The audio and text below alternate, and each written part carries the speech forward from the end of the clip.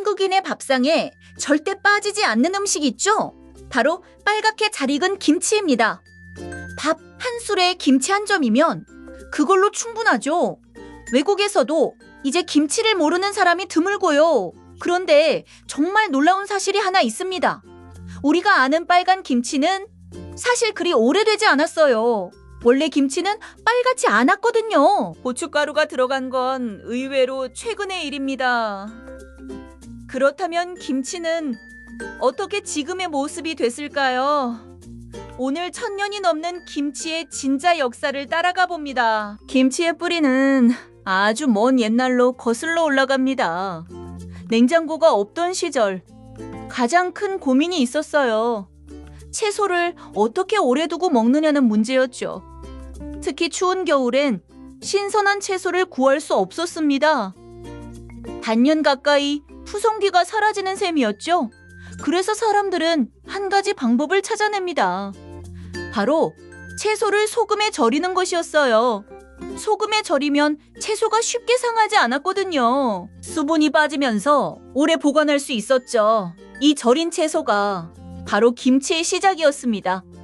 기록을 보면 삼국시대에도 절임 채소를 먹었어요. 그때의 김치는 그저 소금에 절인 문화 채소였죠. 지금의 빨갛고 매운 김치와는 전혀 달랐습니다. 맵지도 빨갛지도 않은 담백한 절임이었어요. 오히려 일본의 츠케모노와 비슷했을지 모릅니다. 고려시대에 들어서면 김치가 한결 다양해집니다. 마늘, 생강, 파 같은 양념이 더해졌어요. 향이 깊어지고 맛도 풍부해졌죠. 국물을 자작하게 담그는 물김치도 등장합니다. 겨울엔 시원한 동치미를 즐겼고요. 불교의 영향으로 채소 음식이 발달한 덕도 컸습니다. 하지만 이때까지도 김치는 빨갛지 않았어요. 하얗거나 간장이나 식초로 맛을 낸 김치였죠. 그렇다면 그 빨간색은 도대체 언제 나타났을까요? 이 질문의 답은 한 가지 작물에 숨어 있습니다. 바로 고추입니다. 그런데 여기서 더 놀라운 사실이 나옵니다. 고추는 원래 한국에 없던 작물이라는 거죠. 고추의 진짜 고향은 멀리 아메리카 대륙입니다. 수천 년 전부터 중남미에서 재배됐어요. 그러다 콜럼버스가 유럽으로 가져갑니다. 고추는 빠르게 전 세계로 퍼져나갔죠. 배를 타고 아시아까지 건너온 겁니다. 한반도엔 임진왜란 무렵에 들어온 것으로 봅니다. 그러니까 고추는 겨우 400여 년 전에 온 셈이죠. 김치의 긴 역사에 비하면 아주 최근이에요. 처음엔 고추를 두려워하기도 했습니다. 너무 매워서 독초가 아니냐는 의심을 받았죠. 하지만 사람들은 곧 그 매력에 빠집니다. 얼큰한 매운맛이 입맛을 사로잡은 거예요. 그리고 고추는 김치에 딱 맞는 양념이었습니다. 매운맛이 젓갈의 비린내를 잡아줬거든요. 덕분에 더 진한 양념을 쓸 수 있게 됐죠. 게다가 고추엔 발효를 돕는 성질이 있었어요.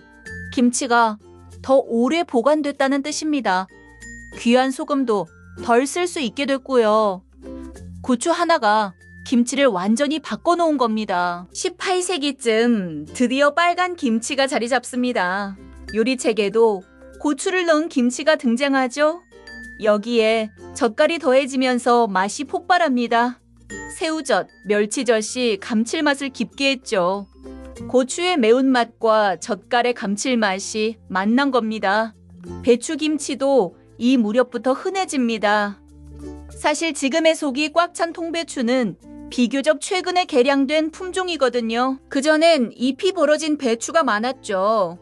고추, 젓갈, 통배추가 만나 비로소 오늘날의 김치가 완성된 겁니다. 김치는 지역마다 모습이 다릅니다. 남쪽은 젓갈을 많이 써서 맛이 진하고요.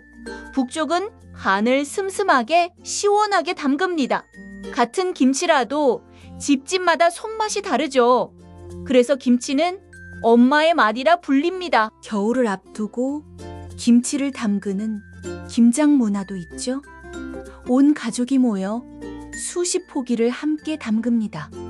이웃과 김치를 나누는 정겨운 풍습이에요. 이 김장 문화는 유네스코 인류유산에도 올랐습니다. 김치의 진짜 힘은 바로 발효에 있습니다. 담근 김치는 시간이 지나며 익어갑니다. 그 안에서 몸에 좋은 유산균이 가득 자라죠. 발효되며 김치 특유의 깊은 맛이 생깁니다. 그래서 김치는 세계가 주목하는 발효식품이 됐어요. 같은 김치라도 익을수록 맛이 완전히 달라집니다. 갓 담근 겉절이와 푹 익은 묵은지는 사실상 다른 음식이라 해도 될 정도죠. 살아있는 미생물이 끊임없이 맛을 바꾸기 때문입니다. 묵은지는 찌개나 찜으로 또 새롭게 태어나고요. 김치는 시간이 함께 만드는 음식인 셈이에요. 이제 김치는 한국을 넘어 세계로 나아갑니다. 우주 식량으로 우주 정거장에도 올라갔죠. 과학자들이 특별히 멸균 처리를 해서요. 해외 마트에서도 이제 김치를 쉽게 봅니다. 김치를 활용한 새로운 요리도 계속 나오고요. 작은 절임 채소가 세계인의 음식이 된 겁니다. 하얀 절임에서 시작해 고추를 만나 빨갛게 익기까지 1000년이 넘는 여정, 수많은 손길과 시간이 그 안에 담겨 있죠. 김치 한 접시에도 이렇게 긴 역사가 숨어 있습니다. 다음에 김치를 드실 땐 이 이야기를 떠올려 보세요. 익숙한 한 입이 조금 더 특별해질지 모르니까요. 익숙한 한 입 속의 이야기, 한 입의 역사였습니다. 구독과 좋아요는 큰 힘이 됩니다. 다음엔 어떤 음식의 역사가 궁금하세요? 댓글로 남겨주세요.